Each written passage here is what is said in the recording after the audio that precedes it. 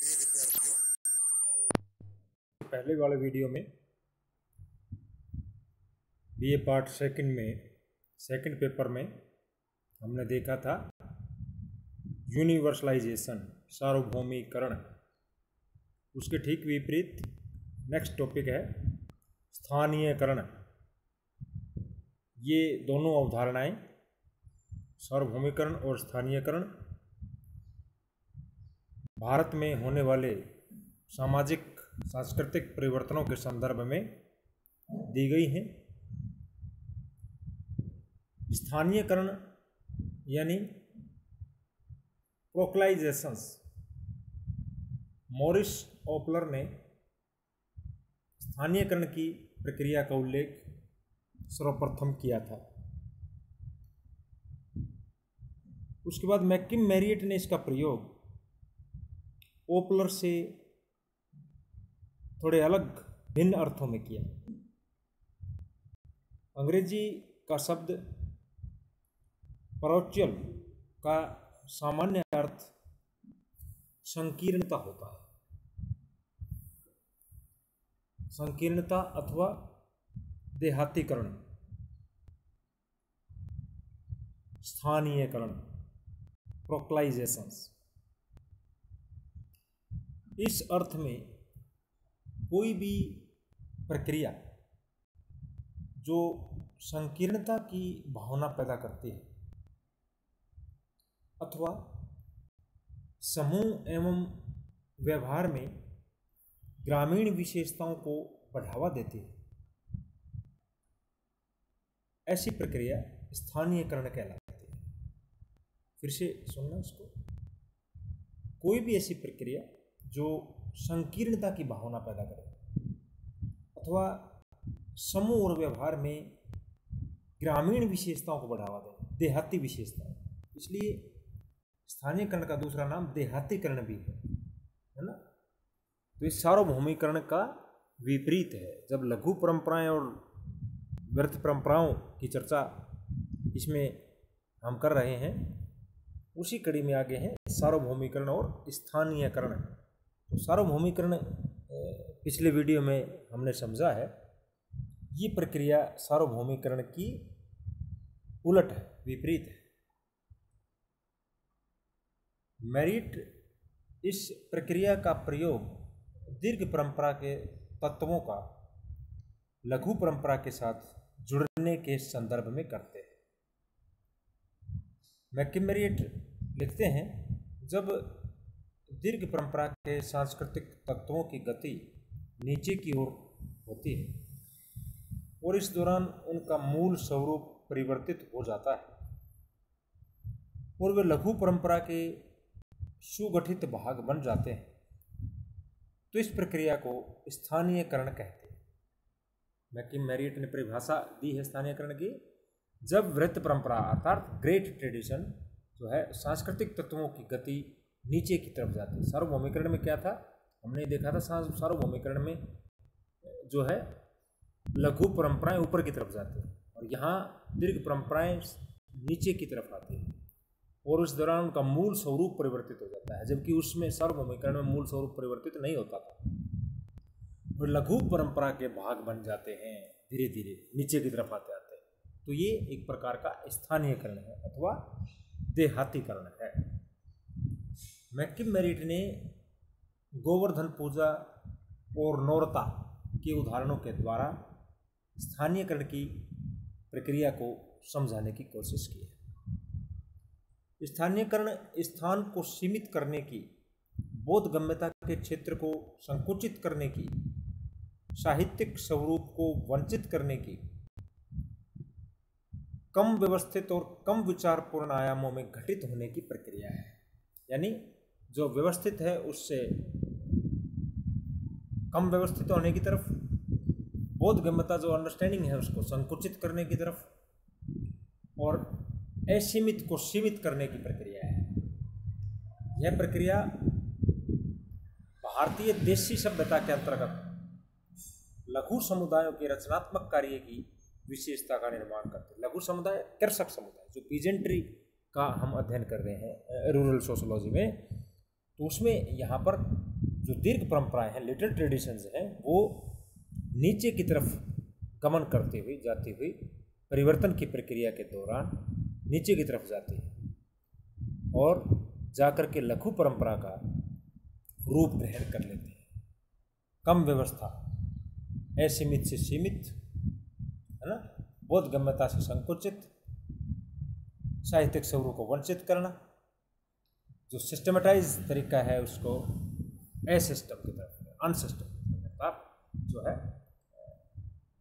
कम व्यवस्थित करना, ये इस तरह से घटित होने वाली प्रक्रिया है। स्पष्ट है कि स्थानीयकरण सार्वभौमिकरण की प्रक्रिया का ठीक विपरीत है। इसको मैकिम मेरिट ने एक रेखा चित्र के माध्यम से भी समझाया है। दीर्घ परंपरा आगे चलेगी, संकुचित होकर के छोटे भाग तक सीमित रह जाएगी। छोटे भाग तक सीमित रहेगी तो नीचे की ओर उसकी गति बढ़ती जाएगी और अपना व्यवस्थित रूप वो खो देती है, नीचे की तरफ बढ़ती जाएगी। धीरे धीरे अपना जो व्यवस्थित रूप है अर्थात जो बोधगम्यता है और जो उसका बड़ा रूप है उसको वो सीमित दायरे में कर लेगी। अपना जो एक नियम जो है, जो सिस्टम है, उसको कम होता जाएगा उसका। और इस दौरान फिर क्या होगा, जब वो सीमित होती जाएगी, अपना व्यवस्थित रूप खोती जाएगी, तो उसके स्वरूप में परिवर्तन हो जाएगा।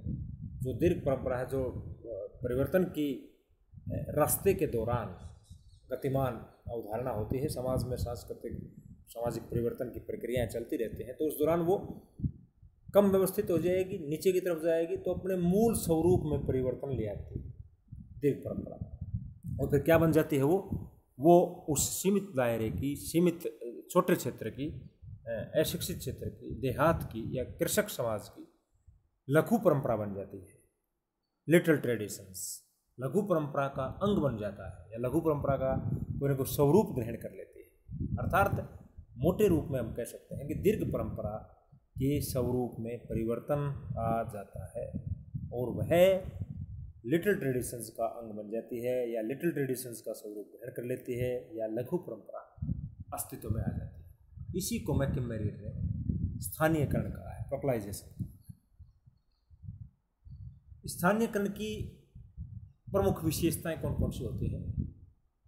दीर्घ परंपरा के तत्व किसी स्थान की लघु परंपरा से जुड़ने लगते हैं, ये एक पहली विशेषता है इसकी।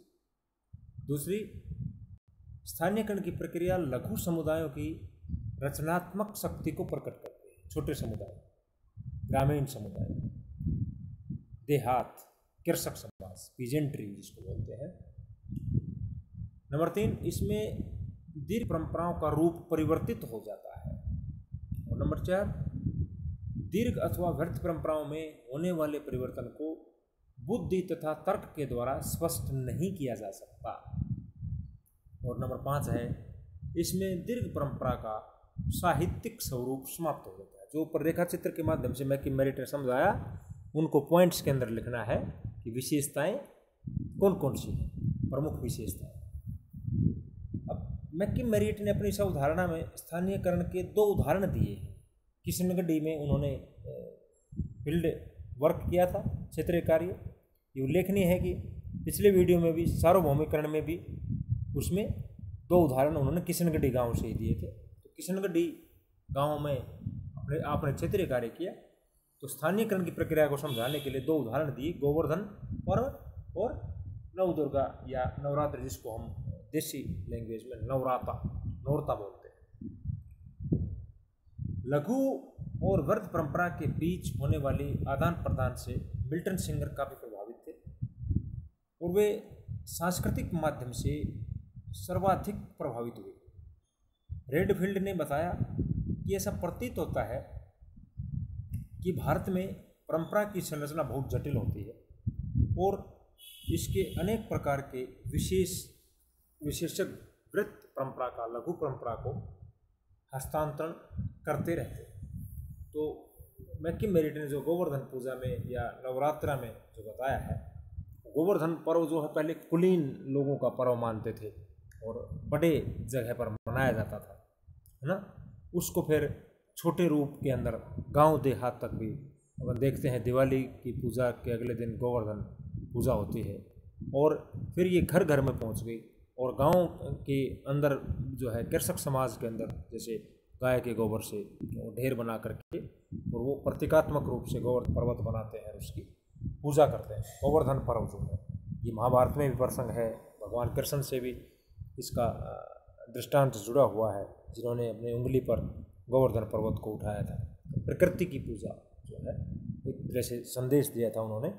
इंद्र देवता की पूजा को चैलेंज किया था ब्रिज में, गोकुल में, और वहाँ इस पर्व की स्थापना वहाँ से मानी जाती है। और धीरे धीरे ये जो कालांतर में किशनगढ़ी में एग्जाम्पल दिया उन्होंने, तो घर घर के अंदर जो पूजा किस हिसाब से, किस प्रकार से, कौन सी स्वरूप से होती है, तो वो स्वरूप उसका देहातीकरण है, ग्रामीण स्थानीयकरण। इसी प्रकार नौरता जो है गांव तक पहुंच गया, घर घर के अंदर उसको इस प्रकार से पूजा करते हैं।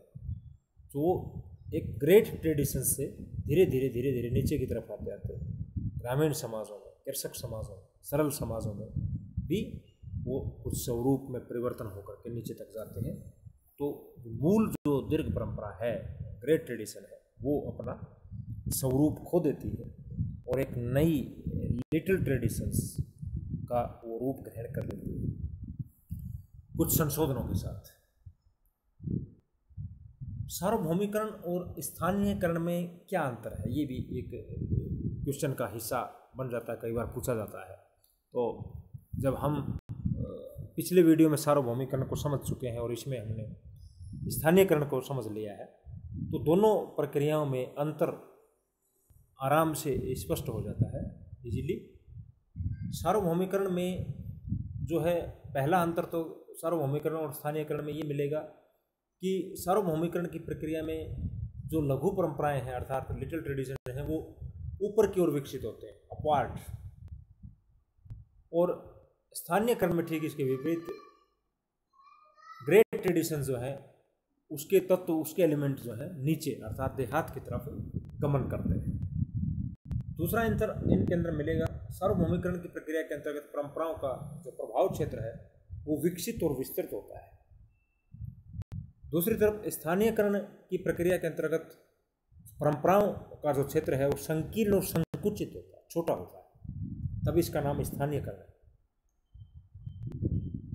सार्वभौमिकरण के अंतर्गत स्थानीय विश्वासों एवं कर्मकांडों का महत्व घटता है। सार्वभौमिकरण यूनिवर्सलाइजेशन में स्थानीय विश्वास और कर्मकांड घटते हैं क्योंकि इसके अंदर लघु परंपराएं ऊपर जा रही है, जबकि स्थानीयकरण में स्थानीय विश्वासों और कर्मकांडों का महत्व बढ़ता जाता है क्योंकि इसमें बड़ी जो परंपराएं हैं, दीर्घ परंपराएं हैं, वो नीचे की तरफ आ रही है लोकल लेवल पे। चौथा अंतर इनमें है, लघु परंपराएं विकसित होकर नहीं बल्कि नई नई दीर्घ परंपरा बन जाती है कि लघु परंपरा धीरे धीरे विकसित हो जाए, कुलीन वर्ग में जाएगी, ऊपर जाएगी, नगरीय समुदाय में जाएगी, ऊपर की ओर जाती है परिवर्तन की प्रक्रिया में। तो लघु परंपराएं इस प्रक्रिया में विकसित होकर के, डेवलप्ड होकर के नई नई दीर्घ परंपरा बन जाती है, जबकि स्थानीयकरण में दीर्घ परंपरा छोटे छोटे रूपों में परिवर्तित हो जाती है जो नई नहीं होती बल्कि पूर्व से ही प्रचलित होती है। ये अंतर देखो, इसके अंदर बेसिक अंतर देखना इसमें। ये सार्वभौमिकरण के अंदर परंपरा नई बन जाती है, स्थानीयकरण में जो दीर्घ परंपरा है वो छोटे छोटे रूपों में परिवर्तित हो जाती है। आंशिक संशोधन है, कोई परिमार्जन है, कोई चीज़ में कमी है, दूसरी चीज़ जुड़ जाती है उसमें, तो नए स्वरूप ग्रहण कर लेती है। बल्कि ये नई नहीं बनती, ये पहले से प्रचलित है, उसमें परिवर्तन हो जाता है, स्वरूप में परिवर्तन हो जाएगा, थोड़ा बहुत उसमें जुड़ जाएगा, थोड़ा बहुत उसमें कम हो जाएगा। इस प्रकार से स्थानीयकरण में परंपरा नई पैदा नहीं होती बल्कि पूर्व प्रचलित परंपरा होती है। सार्वभौमिकरण में आखिरी पॉइंट है ये अंतर का कि सार्वभौमिकरण की जो प्रक्रिया है वो व्यवस्थित है, सिस्टमेटाइज है, क्योंकि इसके अंदर नीचे से जो लिटिल ट्रेडिशंस है वो ऊपर की तरफ गमन करते हैं, ऊर्ध्व गति। और स्थानीयकरण की जो प्रक्रिया है वो सार्वभौमिकरण की तुलना में अव्यवस्थित है, ये व्यवस्थित नहीं होती। दोनों में इस प्रकार का ये अंतर है। ये मैकिम मेरिट ने दोनों प्रक्रियाएं आपने समझ ली होंगी सामाजिक परिवर्तन की, लोकल लेवल पे, रूरल सोशोलॉजी के अंतर्गत सार्वभौमिकरण और स्थानीयकरण। Thank you.